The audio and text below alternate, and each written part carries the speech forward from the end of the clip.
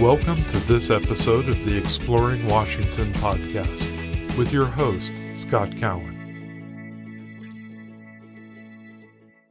Our guest today is Nicole Klauss. Nicole is the Content and Events Marketing Supervisor for CW Hype at Central Washington University. And she is a roller derby enthusiast, which is what we're going to talk to her about today. Additionally, Nicole is one of the editors here at Explore Washington State, so she is one of the people that helps us put our content together and displays it so it looks nice, and she's also contributed several articles to the platform. Welcome, Nicole. Thanks, Scott. I'm excited to be here. So you and I've chatted offline a little bit about roller derby, and I'm just going to kind of turn it over to you and say, tell our audience what they need to know about roller derby and where they can see it in Washington State, and all of those cool things that make it something that you're an enthusiast about.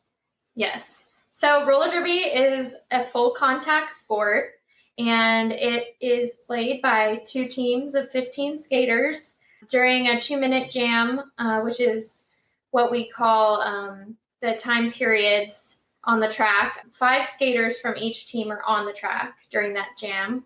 And the games are made up of 2 30-minute halves. So that's kind of what the length's like. So for a fan to go, plan for probably like an hour, a little bit more with the fun and the crowd and the halftime show and all of that. And then just as far as where to go, pretty much all of the major cities in Washington have teams, which is really cool. Seattle has Rat City Roller Derby. There's teams in Bellingham, Tacoma, Spokane, Ellensburg, Everett, Yakima, Walla Walla, Tri-Cities, and there's a lot more. So I was trying to list them all out, and I counted more than 20 teams in Washington State, which is really, really exciting for the sport. So you say that there's 15 people on a team, and 5 of them are active at any given time. That's correct. There's 5 skaters from each team on the track at any time. And kind of how that's broken down is there's one jammer on the track at a time, and they are the skater who is wearing a star on their helmet, and they're the ones that score all of the points. So basically there's no ball in roller derby like a lot of other sports, but you score points when the jammer passes opposing players. And we call the non-jammers blockers. And so their goal is to try to prevent the other team's jammer from passing them by staying in front of that jammer, hitting them down, hitting them out of bounds, kind of doing anything they can do that's legal in the sport to keep them from scoring points. So you said it was full contact. Yes. And you just said legal. So there's guidelines. So what are those guidelines? What is allowed and what's not? Sure. It's not, unfortunately, like it was back in the day where you see elbows all the time. And so we do get asked that quite a bit. But they do have set rules to try and keep us safer, as you know, we've learned about concussions and injury prevention and all of that. So legal hitting zones. You can hit with the side from the side of your shoulder down to your lower thigh. So you can use all that as like area to hit someone else with. So you can't like use your forearms or your hands to shove someone. You can't kick them. So like below the knee kicking or like using your leg is not okay. So those are kind of like the ways you can hit someone. So you can like come up and do like a hip check. You can come up and do a full side block into them. Or you can kind of just come up and catch them and sit in front of them. As far as legal, where it's not just what you can hit with, but it's also where you can hit other people. So you can't hit above the neck because we want to prevent, concussions and so no head hits. That's a penalty. You can hit them in the chest or all the way down to like above the knee, and then you can hit on their sides. You cannot come and run at them fully like square into the back. That's also something that's super dangerous. So that's called the back block, and so they don't let you do that. So there are some rules that you have to follow, but there's a lot of way to get contact without breaking them. So I think I know the answer, but I'm going to ask the question. So I can't like skate up behind you and use my knee. Correct. I can't like, so basically my skates probably shouldn't leave the ground. Would that be a safe assumption? Yeah. I mean, if you're you're a jammer and you're trying to jump the line and try and jump around people, that's totally fine. But yeah, probably don't pick up your skate to kick someone, and also it might throw you off balance. If I'm a blocker, ultimately, yeah, okay. So then, if somebody's caught with, I throw an illegal block on somebody, what happens then? Yeah, so they actually have to leave the track and go sit in the penalty box for 30 seconds. And their penalty doesn't start until their butt is in the seat.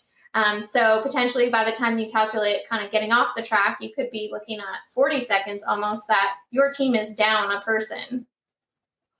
Okay, so instead of having 5, so if I did an illegal block, I'm whistled off. I have to go sit down. Yeah. During that time that before once I've been whistled when I leave the track, but before I hit the penalty box, game's still in play. Oh yeah, game's still in play. So you want to get there as fast as you can, and then as soon as you're whistled to leave the box, get back out as fast as you can to rejoin your team. Okay, interesting. That's I could see from a strategic standpoint. That's kind of an interesting thing. So, what makes there's basically then two players in a derby match, in the sense there's the jammer and then there's the blockers. What makes a good jammer? Well, I've actually seen a variety of jammers, different body types, different heights. I would say there's benefits to both. A lot of times you'll see smaller jammers be really fast and really quick and able to do fake outs and jukes and things like that and be successful with jumping and all that. And then you might see like a larger jammer come in and just really be able to find those like cracks between the players, like where they can just shove their way through and just kind of plow through and get through that way. Okay, so then on the same question for blockers, what makes a good blocker versus an adequate blocker?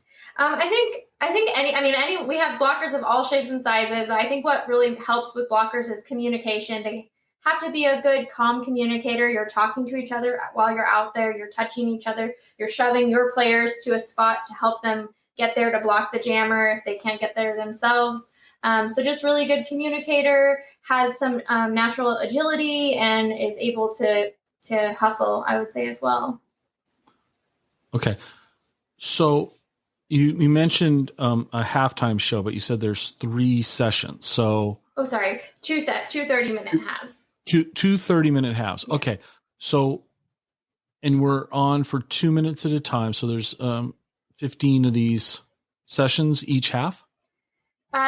No, so there's two 30-minute halves, and then you have that 30 minutes is broken up into jams, and jams can be up to 2 minutes, but since they're not always 2 minutes, sometimes you get more jams than, if you just divided 30 by 2, you'd get 15, but sometimes you get more. Sometimes, if you get less, if there's game delays due to official reviews or things like that, but generally more than 15. So does the clock, so let's just say the match started at 8 o'clock. Mm-hmm. And so does the clock run from 8 to 8:30 without stopping, or does it stop each time a jam is completed?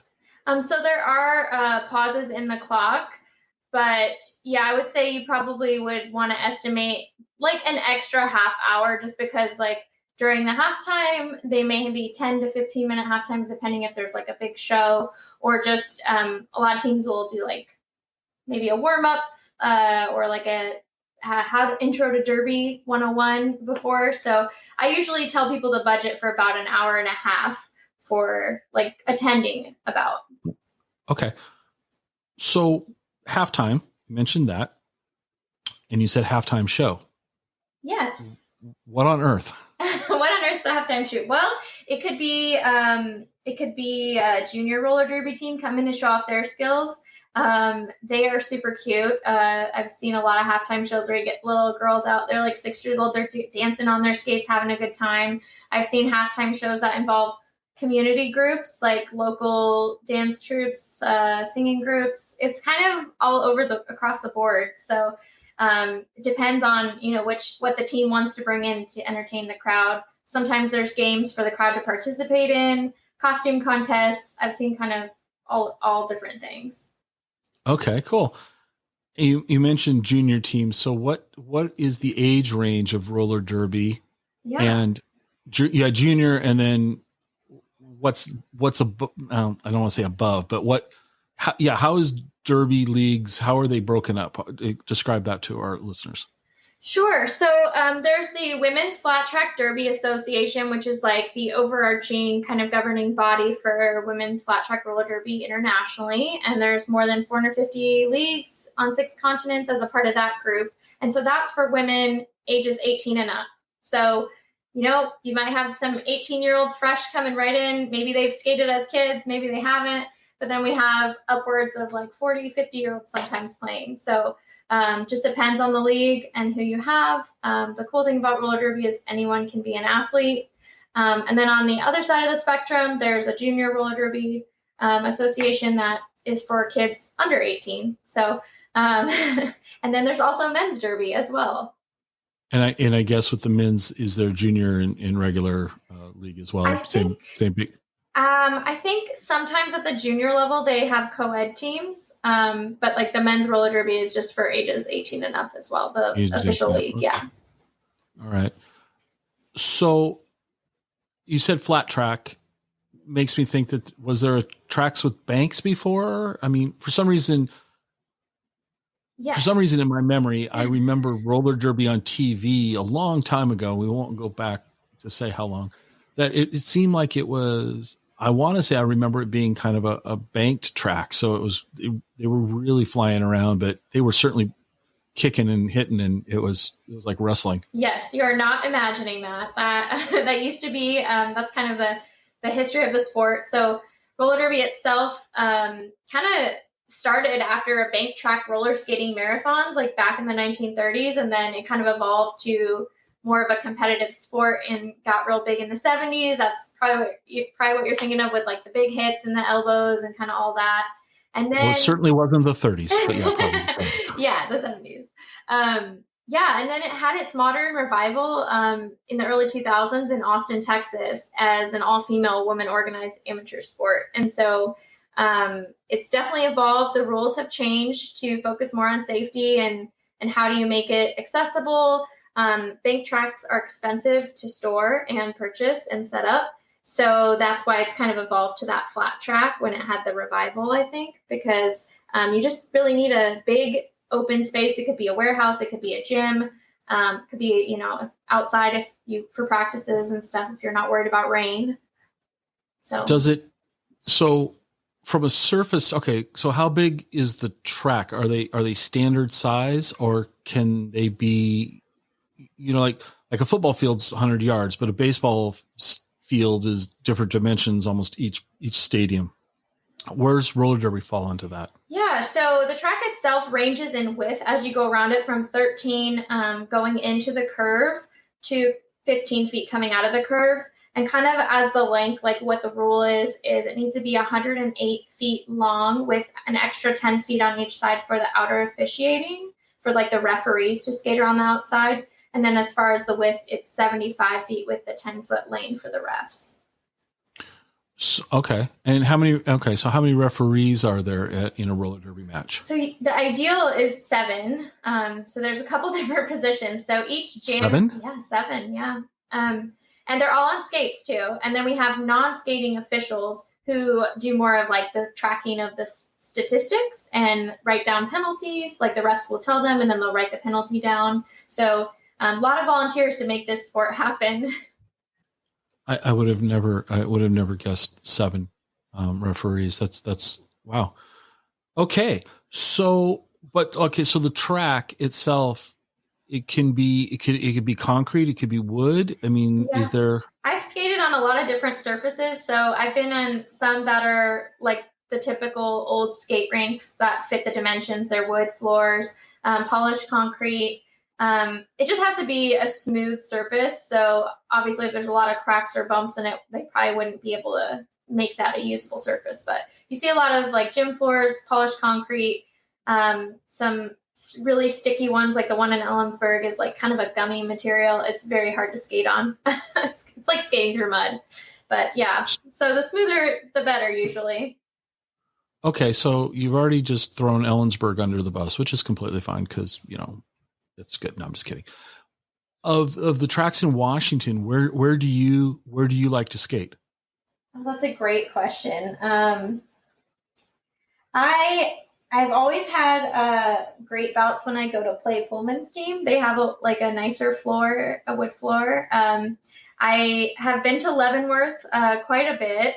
Traveled there for their tournament, the Bavarian Brews Fest that they host every year. By Apple City Roller Derby, obviously, because they're near Wenatchee. Okay, so since I'm based in Wenatchee and I don't know where that's at, where in Wenatchee is it? So the facility is actually in Leavenworth, where I've been for the tournament. Okay. Is it the chalet, the chalet building there, kind of by the McDonald's? Yes, it's that big kind of building, and it has more of a polished concrete. But for some reason, I always seem to like skating on that one. So. Okay. Yeah, and I like going to Leavenworth every year for that tournament because I also get to visit my favorite local businesses like Icicle Brewing. Yeah, no, Leavenworth's a fun town. And when is the roller derby season here in Washington State? Yeah, so it varies kind of team by team, but generally teams will start up in January and then kind of get their competitive season going through the summer. And then some people take breaks over the summer. And then the competitive season actually continues through November for those teams that are playing for higher level roller derby for rankings and things like that. But and then generally November, December is kind of either holiday themed roller derby events or just kind of a break since everyone's doing their own holiday activities. So we have local teams throughout the state, mm-hmm. and the leagues that they participate in, are they exclusively teams in Washington, or is it Northwest teams? And then, because you mentioned teams are competing for tournaments, so how would you describe that process for our audience? Sure. So, kind of at the local level, say you have a roller derby team, and they're likely to play teams in their state and region. Tournaments, usually they can decide if they want to enter and submit an application, and if they're kind of a compatible skill level with other teams submitting, usually they'll get in. Generally, a lot of the times those tournaments, they want to make it fair, so they'll try to pick teams that are close in match or maybe not too far of a skill level disparity. And so that's kind of how the local teams participate. And when I was on a smaller team, we traveled, to different states too. So it's just kind of up to them. So then once you get to teams that are playing in competitive play through the Flat Track Derby Association, basically their season, like I said, starts in January, and then they enter tournaments and have to play sanctioned games, which are usually higher level, and then try to advance to playoffs and that type of thing. Okay. All right. And then, so for you personally, where's the farthest you've traveled to participate in a roller derby match or a tournament? I have traveled to Canada before. So Prince George is I want to say it was a 12-hour drive from where I was starting out. And it was really fun. I think all the teams there at the time we went were from actually Canada, which was cool. But for a little small town team to go up there and just have fun, we didn't do so great, but we learned a lot and had fun. So that's, yeah. Cool. So now you're playing with the Seattle team. Yes. And you had mentioned before this got started, I think when we talked, that team is nationally ranked. Yes. So Rat City Roller Derby is actually internationally ranked. They're ranked number 18 in the world right now. Very cool. That's cool. And so at the time of this recording, roller derby is not happening because of the COVID-19 pandemic. So it's hard to predict, I guess, what the future is going to bring for roller derby. But what's your opinion? What do you think will it take for roller derby to get back, becoming a thing again?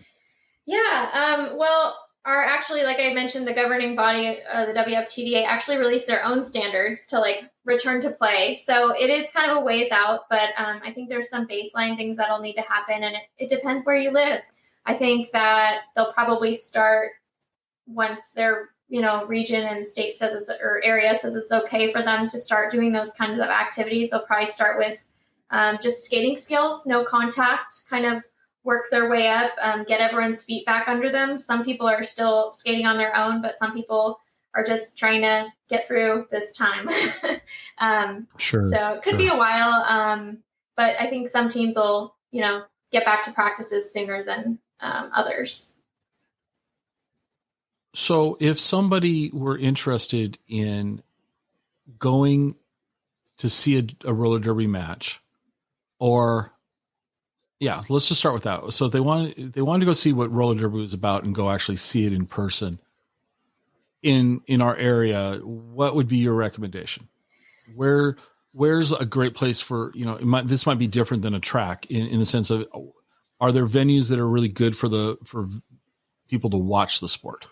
I think you could look up where, you could probably just go to Google and type in your city of where you are and say roller derby in, Walla Walla, and find out where they play and find their website and contact them and see when their next event is. But also just the roller rinks, a lot of leagues will utilize roller rinks, and they have plenty of events at the roller skating rinks if you're lucky enough to have one in your community. Okay. And then for somebody who might be interested in giving roller derby a try, same sort of advice, check roller derby your town and just show up, or what does it take to get started in roller derby? Yeah, I definitely recommend looking up to see if there is a league in your town. And then just right now is it's a weird time to join because you're not going to be practicing with other people, but it's also a really great time if you have the ability to get on roller skates and start learning those really basic skills. So when it does come back, you already have those under your belt and you've been practicing. So definitely reaching out to a local team. They could tell you what kind of equipment you need, if you need advice on that, or maybe have some trial equipment you could potentially borrow. And yeah, I think anyone can give it a try. I had never skated in my life before I moved to Ellensburg, and I just wanted to meet people. So I joined. Really? You'd never skated before? No. And you decided to get into a full contact sport that you've never even done the basics. That's cool. So you mentioned though the basic skills. What are besides being able to roller skate, what are the basic skills that one needs to be involved here?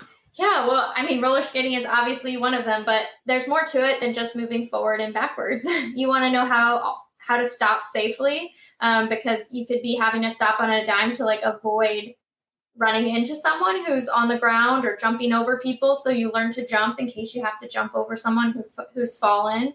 You learn how to fall properly, learning how to look up while you're skating and avoid obstacles. These are all things that people can practice on their own that are definitely skills utilized in the sport. Okay. And you mentioned equipment, borrowing equipment, things like that.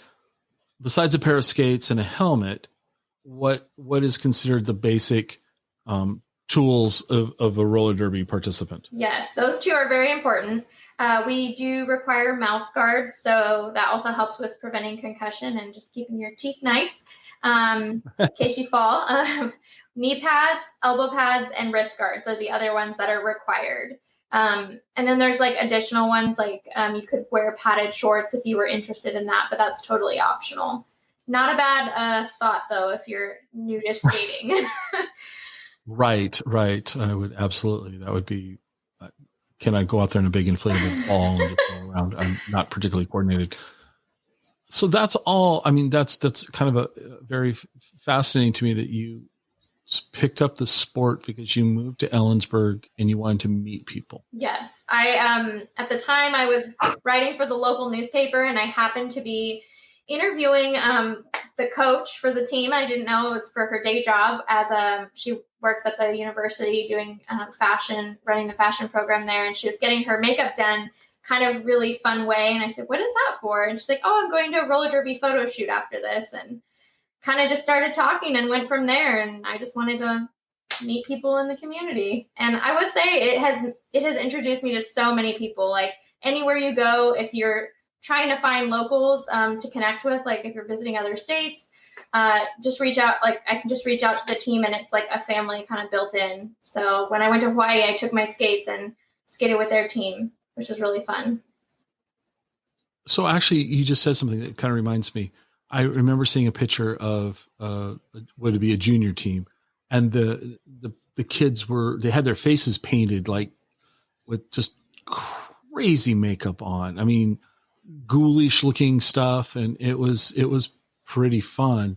Is that part of the regular league as well? Do people kind of go and do this characters, if you will? Yeah, it kind of depends on the skater. You'll find some skaters who like match their name up and have a whole theme. Maybe it's like a superhero theme or related to like Harry Potter, and they'll like paint their face and, you know, kind of wear more fun socks. And then on the other end of the spectrum, you have people who just kind of want to do their best and not worry about all like the extra kind of things and more focus on the sport. But I think for the fans, that the makeup, the costumes, all that's super fun for the fans. And if you can find like a Halloween one to go to, those are the best ones for seeing all of those kinds of outfits.